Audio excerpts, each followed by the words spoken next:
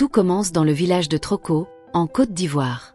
Un jeune homme courageux, Moussa, originaire du Burkina Faso, arrive pour travailler et soutenir sa famille. Il est hébergé chez un grand frère du village. Chaque matin, Moussa se réveille avec un objectif simple, prendre son vélo et partir au champ. Il travaille dans les plantations de cacao, de riz, d'EVA et même dans les palmeraies. Peu à peu, il se fait apprécier dans le village grâce à son sérieux et son énergie. Très vite, les habitants remarquent quelque chose. Moussa travaille plus vite et plus fort que tout le monde. Lors des journées de solidarité où le village se regroupe pour aider une famille, il impressionne tout le monde. Lors du cassage des cabosses de cacao, par exemple, il remplit 3 sacs pendant que les autres n'en remplissent même pas un. Les gens n'en reviennent pas. Comment un jeune venu d'ailleurs peut nous dépasser comme ça? Grâce à son travail, Moussa économise et finit par acheter une moto. Mais à partir de ce moment, la jalousie naît dans certains cœurs. Quelques semaines plus tard, arrive une fête organisée dans le village. Moussa est invité, mais un piège l'attend. Arnaud, un jeune du village connu pour ses mauvaises habitudes et rempli de jalousie, est présent lui aussi. Il ne supporte pas que Moussa ait réussi à s'acheter une moto. Pendant la fête, alors que Moussa se lève pour aller se laver les mains avant de manger, Arnaud profite du moment pour glisser discrètement un poison dans son assiette. Mais au moment de s'asseoir, Moussa bouscule la table sans le vouloir et la nourriture tombe au sol. Un chien du village se précipite et mange ce qui est tombé. 30 secondes plus tard, l'animal s'effondre. Tout le monde panique, croyant que le repas servi à tous est empoisonné. Mais les jours passent, et personne d'autre ne tombe malade. Moussa continue de travailler, gagner de l'argent et finit même par acheter une voiture.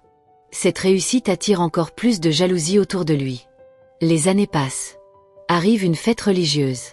Après la prière à la mosquée, Moussa rencontre une jeune femme du village, Aminata, avec qui il discute. Il la trouve gentille et simple. Ils échangent leurs contacts. Rapidement, ils commencent à discuter chaque jour. Moussa lui dit un jour en plaisantant: « Comment une fille aussi belle peut être dans ce village ?» Aminata répond: « Depuis que je suis ici, je n'ai jamais vu un garçon aussi humble que toi. » Ils rient ensemble. Moussa avoue qu'il ne sait pas cuisiner. Aminata accepte de venir préparer un repas chez lui. Elle cuisine pour Moussa et son grand frère. Les 3 mangent et passent un bon moment. Le lendemain, Moussa invite Aminata à sortir pour la soirée du village. Elle accepte. À 19h, Moussa propose à son grand frère de venir, mais celui-ci est fatigué. Moussa s'habille, attend Aminata, et à 20h elle arrive, élégante. Tous deux partent à la fête avec la voiture de Moussa. La soirée bat son plein. Enfants, jeunes, anciens, tout le monde danse. Moussa et Aminata profitent du moment, souriant, sans imaginer ce qui approche. Mais Arnaud, celui qui avait déjà tenté de piéger Moussa autrefois, est présent dans la foule.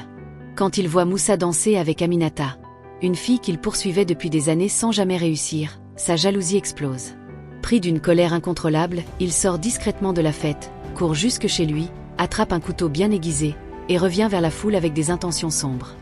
Il s'approche de Moussa, lui touche l'épaule et lui dit calmement: « Mon frère, tu danses bien, continue comme ça. » Il tourne le dos comme pour s'en aller, puis revient brusquement et poignarde Moussa avant de s'enfuir dans la nuit. Moussa s'écroule, le sang coule. Aminata crie, prise de panique, puis s'évanouit sous le choc. La musique s'arrête d'un coup. La foule se précipite autour d'eux. Certains reconnaissent Moussa et appellent immédiatement son frère. La fête est interrompue dans la confusion. On verse de l'eau sur Aminata pour tenter de la réveiller. Pendant ce temps, d'autres hommes soulèvent Moussa et le transportent en urgence à l'hôpital du village. Là-bas, les médecins constatent rapidement que la blessure est grave et qu'ils ne peuvent rien faire. Moussa doit être transféré à Gagnoa, à près de 50 km. Il y arrive vers 1h du matin. Mais il a déjà perdu beaucoup de sang. Malgré les efforts du personnel médical, Moussa rend son dernier souffle à 3h du matin. Au lever du jour, la nouvelle se propage dans le village. C'est un choc total. Les jeunes, en colère, saisissent leurs machettes, décidés à retrouver celui qui a fait cela. Mais les anciens interviennent et les empêchent d'agir. Ne prenez pas la justice en main. Laissez la police faire son travail. Quelques jours plus tard, la police poursuit les enquêtes. Grâce au témoignage d'Aminata, qui connaissait bien l'agresseur, Arnaud est retrouvé caché dans une forêt dense. Il est arrêté, menotté, puis conduit en prison. Ainsi se termine l'histoire de Moussa, un jeune homme venu de loin, animé par un seul rêve: travailler, progresser et aider les siens. Il n'a jamais cherché la compétition, encore moins le conflit. Mais parfois, la lumière de certains réveille l'ombre dans le cœur d'autres. Au village de Troko, sa disparition a laissé un vide, mais aussi une leçon que personne n'oubliera. La jalousie est un poison silencieux qui détruit avant même d'être consommé. Le travail, lui, élève. Et l'humilité reste la plus belle des richesses. Grâce à la vérité, la justice a parlé. Et grâce à la mémoire de Moussa, beaucoup ont compris qu'il vaut mieux admirer la réussite que la détruire. Vous qui écoutez cette histoire, dites-nous. Qu'avez-vous retenu de la vie de Moussa? Quelle leçon vous marque le plus? Dans bien des villages, certaines histoires marquent les esprits pour toujours.